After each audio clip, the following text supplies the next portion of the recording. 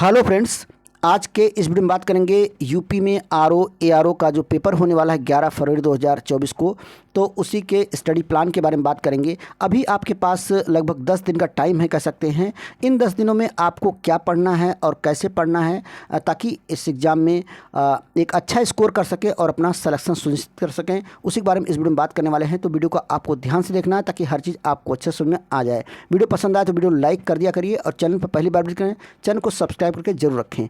तो सबसे पहले आपको पता होना चाहिए कि इसका जो नंबर ऑफ़ क्वेश्चंस होते हैं, पूछने का तरीका जो होता है सब्जेक्ट वाइज, तो फ्लैक्चुएट करता रहता है। यहाँ पर हमने पिछले 10-15 साल का जितना क्वेश्चन हमारे पास था उसको मैंने देखा, एनालिसिस किया, उसके आधार पर हम यहाँ पर कुछ बताने वाले हैं कि कितना क्वेश्चन हो सकता है इस साल पूछा जाए किस सब्जेक्ट से। तो उसी के बारे में यहाँ पर हम डिस्कस करेंगे और उसके बाद देखेंगे कि हमें कैसे पढ़ना है। तो सबसे पहले आपको जो सबसे ज़्यादा नंबर देने वाला सब्जेक्ट है वो करंट अफेयर्स का कह सकते हैं। इस बार करंट अफेयर्स के मान के चलिए 20 से 25 क्वेश्चन होने की संभावना है, यानी यहाँ से क्वेश्चन ज़्यादा पूछे जाएंगे। इसमें आपका यूपी करंट अफेयर्स भी आपको पढ़ना है, नेशनल लेवल का करंट अफेयर्स पढ़ना है और इंटरनेशनल लेवल का करंट अफेयर्स पढ़ना है। यानी ये कह सकते हैं 20 से 25 या हो सकता है 30 क्वेश्चन तक भी पूछा जा सकता है। तो इसको आपको अच्छे से पढ़ना है। सबसे पहला आपका टारगेट होना चाहिए करंट अफेयर्स का। करंट अफेयर्स को बिल्कुल इग्नोर नहीं कर सकते हैं और कम से कम 2 सोर्स से स्टडी करेंगे आप। और यहाँ पर आपको ध्यान रखना है, ज़्यादा यूट्यूब पर वीडियो वगैरह पर नहीं विश्वास करना है। आपको मैगजीन अच्छी कोई हो ईयरली जो है उसमें कम से कम 2 सोर्स लेकर के वहाँ पर आपको स्टडी करना है और इस पर कम से कम आपको 2.5 से 3 घंटा रोज़ देना है, क्योंकि करंट अफेयर्स से मान के चलिए 20 से 25 क्वेश्चन या 30 क्वेश्चन तक पूछे जा सकते हैं।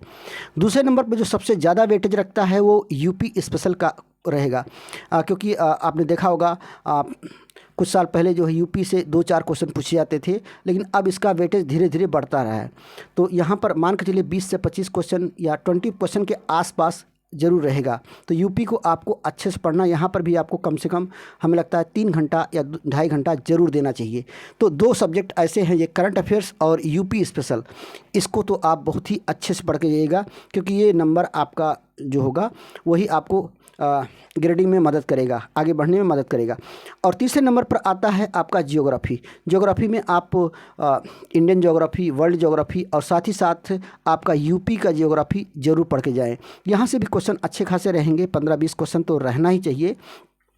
तो ये 3 सब्जेक्ट हो गए आपके, जिसको आप बिल्कुल इग्नोर नहीं कर सकते हैं, इस पर अच्छे से मेहनत करेंगे। उसके बाद आता है साइंस का पोर्शन। साइंस से भी क्वेश्चन 15-20 रह सकते हैं, जिसमें आपको बायोलॉजी वाले पार्ट पर ज़्यादा फोकस करना है। बायो से ज़्यादा क्वेश्चन पूछे जाते हैं, फिजिक्स केमिस्ट्री उसके बाद में। तो यहाँ पर आपको ध्यान रखना है। और हिस्ट्री, जिसमें कि इंडियन हिस्ट्री है और नेशनल मूवमेंट जो है, वहाँ से भी क्वेश्चन अच्छे खासे रहेंगे। तो यहाँ पर आपको बता दें, इस सब्जेक्ट को आपको रिवाइज कर लेना है लूसेंट वगैरह से। इस पर ज़्यादा टाइम अब नहीं देने का टाइम रह गया है, लेकिन आपने जो पढ़ रखा है पहले वही काम देगा। पॉलिटी इकोनॉमी जो है, यहाँ से क्वेश्चन बहुत कम पूछे जाते हैं। इकोनॉमी में कह सकते हैं कि सर्वे वगैरह जो आता है वहाँ से आप इसको अच्छे से तैयार करके रखिए। पॉलिटी तो आपने इतना पढ़ रखा है तो उतना पर्याप्त है, लूसेंट वगैरह से आप रिवीजन कर लीजिए, आई थिंक उतना पर्याप्त रहेगा। और पॉपुलेशन यानी जो सेंसस है वहाँ से क्वेश्चन काफ़ी रहेंगे, ये कह सकते हैं 8-10 क्वेश्चन तो यहाँ से पूछे ही जाएंगे। यूपी का स्पेशली आप जो है सेंसस जरूर पढ़ के जाइएगा कि कौन सा ज़िला लिटरेसी रेशियो में ज़्यादा है, कौन सा पॉपुलेशन के हिसाब से ज़्यादा है। इस तरह से जो क्वेश्चन पूछे जाते हैं, तो यूपी का आप जो है जनसंख्या जरूर पढ़ के जाएँ। उसके बाद आता है जनरल इंटेलिजेंस, यानी रीजनिंग के आपके 15 क्वेश्चन के आसपास रहेगा, तो उसको आप प्रैक्टिस कर लीजिएगा। यहाँ पर आपको ज़्यादा टाइम देने की जरूरत नहीं है, क्योंकि आपने बहुत पहले से प्रैक्टिस किया होगा, वो काम दे जाएगा। तो आपको यहाँ पर सबसे ज़्यादा जिस पर फोकस करने की ज़रूरत है यही 3-4 सब्जेक्ट में है। पहला है आपका करंट अफेयर्स, इसको आपको इग्नोर नहीं करना, अच्छे से तैयार करना है, कम से कम 2 सोर्स से तैयार करोगे। दूसरा है यूपी स्पेशल को आपको अच्छे से पढ़ के जाना है। यहाँ पर फैक्चुअल मिस्टेक बहुत ज़्यादा होती है, बहुत ज़्यादा गलती कर जाते हैं आप लोग, तो इसको आपको ध्यान से याद करना है। कौन सा प्लेस, कौन सा रिसर्च सेंटर कहाँ है, कौन सा मेला या त्यौहार कहाँ लगता है, इस तरह का जो क्वेश्चन पूछा जाता है, या कौन सा मंदिर मस्जिद कहाँ पर लोकेट है, इस तरह की चीज़ें आप गलती नहीं करोगे। ट्राइबल वगैरह से संबंधित क्वेश्चन पूछे जाते हैं, तो यूपी स्पेशल से आप मान के चलिए अच्छे खासे क्वेश्चन रहेंगे।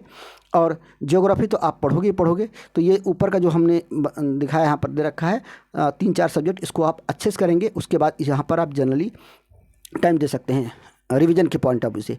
और दूसरा जो सबसे इम्पॉर्टेंट है, जो हिंदी का 60 नंबर का क्वेश्चन पूछा जाएगा, यानी हर टॉपिक से 10-10 क्वेश्चन, विलोम से 10 क्वेश्चन, वाक्य एवं वर्तनी शुद्धि से 10 क्वेश्चन, अनेक शब्दों के एक शब्द 10 क्वेश्चन, तत्सम तद्भव से 10 क्वेश्चन, विशेषण विशेष से 10 क्वेश्चन, पर्यायवाची से 10 क्वेश्चन। ये जो है यहाँ पर आपको गलती नहीं करना है।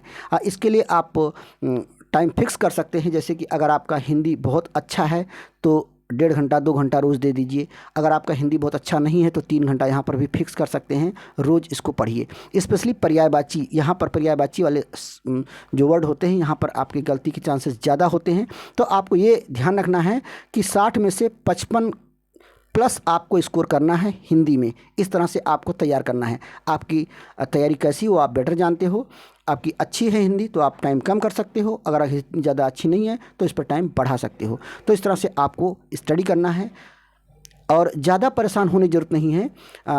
जब एग्ज़ाम आता है बच्चे बहुत ज़्यादा परेशान हो जाते हैं कि तैयार नहीं, ये सब्जेक्ट नहीं तैयार, ये सब्जेक्ट तैयार है, और मार्केट में जाते हैं तरह तरह के रंगीन किताबें देखते हैं तो उसी के प्रति अट्रैक्टिव होने लगते हैं। तो आपको नया कुछ नहीं करना है, जो आपने पढ़ रखा है अभी तक उसी को पढ़ना है, रिवाइज करना है। बस ये ध्यान रखना है कुछ सब्जेक्ट ऐसे हैं जिस पर आपको ज़्यादा टाइम देना है और अच्छे से तैयार करना है, जैसे कि करंट अफेयर्स हुआ, यूपी स्पेशल हुआ, ज्योग्राफी हुआ, स्पेशली मैप के साथ आप स्टडी करेंगे।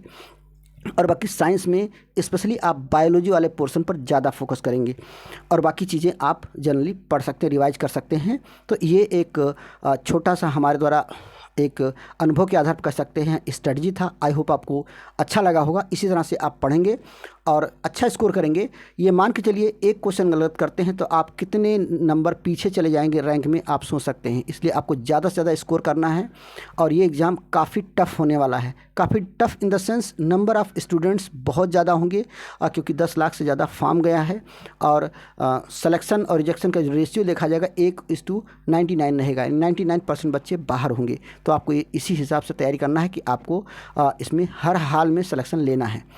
तो कुछ सब्जेक्ट ज़्यादा फोकस करना है और कुछ पर आप जनरली पढ़ सकते हैं। जो चीज़ आपने पढ़ रखा है उसी को रिवाइज करिए। कोशिश करना है कि आपको नया कुछ नहीं पढ़ना है, रिवीजन ज़्यादा करना है और साथ ही साथ सभी सब्जेक्ट के क्वेश्चंस को प्रैक्टिस करना है। यानी प्रीवियस ईयर के क्वेश्चन प्रैक्टिस कर लीजिए, और टेस्ट सीरीज वगैरह जो होते हैं कहीं से मिल जाता है कैसे भी, तो उस पर आप ज़रूर प्रैक्टिस करिएगा। प्रैक्टिस करने से आपके अंदर कमियाँ जो होती हैं वो पता चल जाती हैं, उसको आप समय रहते इम्प्रूव कर सकते हैं और स्कोर अच्छा कर सकते हैं एग्ज़ाम में। तो ये सब चीज़ों आपको आप फॉलो कर सकते हैं। तो आई होप आपको समझ में आ गया होगा कैसे पढ़ना है और क्या पढ़ना है।